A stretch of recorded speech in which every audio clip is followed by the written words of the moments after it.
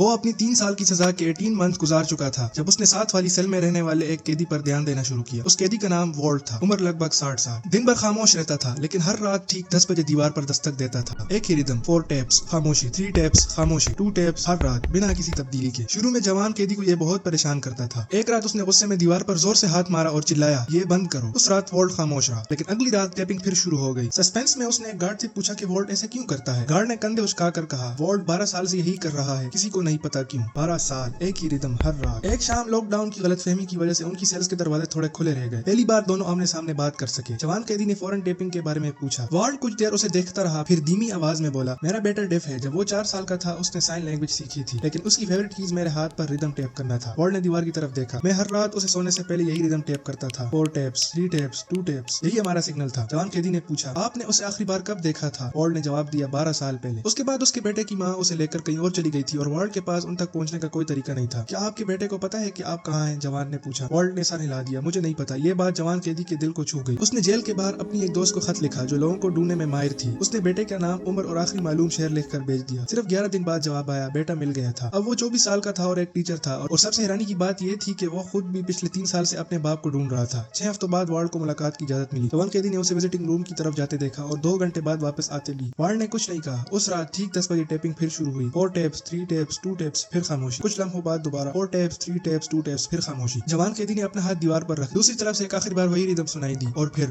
ہمیشہ کے لیے خاموشی۔ 12 سال تک والٹ ہر رات دیوار پر وہی ردم ٹیپ کرتا تھا، ایک ایسی یاد کو زندہ رکھنے کے لیے جسے وہ کبھی کھونا نہیں چاہتا تھا۔